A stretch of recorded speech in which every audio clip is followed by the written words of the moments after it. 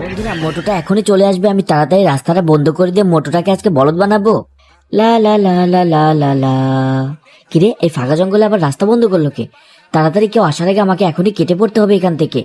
ইয়া, motor দেখার আগে তাড়াতাড়ি আমি বাইকটা নিয়ে নিই।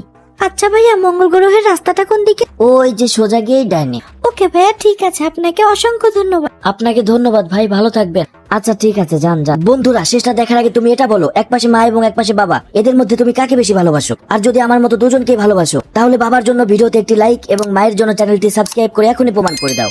মানুষের উপকার করতে ভালোই লাগে। হ্যাঁ, এ কি, আমার বাইক কই? ওরা কি আমাকে আমেরিকা এবং ইসরায়েলের মধ্যে চলা যুদ্ধ এই মানুষটির জীবন পুরোপুরি বদলে দিয়েছে। বোমা বর্ষণে তার বাড়ি পুরোপুরি ধ্বংস হয়ে যায় এবং তার থাকার জন্য কোনো জায়গাই ছিল না। তাই সে একটি বড় কমলা লেবু দিয়ে নিজের বাড়ি বানানোর সিদ্ধান্ত নেয়। প্রথমে সে কমলা লেবুর ভেতরের সব শাঁস এবং ময়লা খুব সাবধানে বের করে সম্পূর্ণ পরিষ্কার করে। তারপর ভেতরের দেওয়ালে মজবুত প্লাস্টিকের একটি স্তর লাগায়। এরপর মেঝে তৈরির জন্য সে একটি বিশেষ লিকুইড ঢালে এবং শক্ত করার জন্য চারদিকে কাঠের কাঠামো তৈরি করে। এভাবে সে প্রায় 5 ঘন্টা ধরে একটানা পরিশ্রম করে একটি ছোট কিন্তু দারুণ সুন্দর ঘর তৈরি করে। মনে হচ্ছে এক্ষুনি বৃষ্টি আসবে, তাড়াতাড়ি করে বাড়িতে চলে যাই। আরে বাবারে, পায়ের নিচে এটা কি পরে চেপটা হয়ে গেল?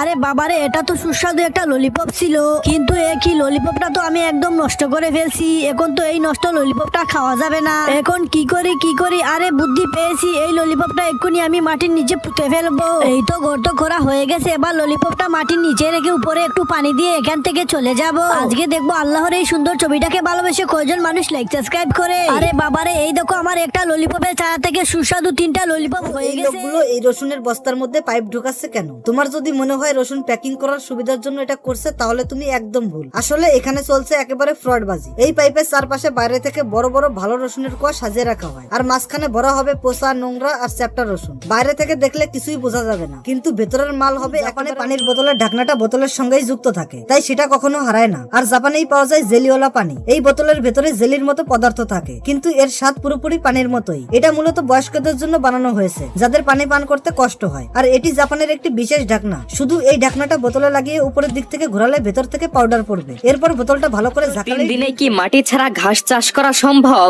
উত্তরটা হবে হ্যাঁ, এটা সম্ভব, তবে কৃত্রিম উপায়ে। এই উপায়ে ঘাস চাষ করতে শুধু পানি এবং আলোর ব্যবহার দরকার। কোন রকম ঘাস কীটনাশকের দরকার হয় না। প্রথম দিনে বীজ ভিজে রাখলে দ্বিতীয় দিনে সেটা অঙ্কুর গজাতে শুরু করে, আর তৃতীয় দিনের শেষ সময়ে ঘাস গরু ছাগলকে খাওয়ানোর জন্য প্রস্তুত হয়ে যায়।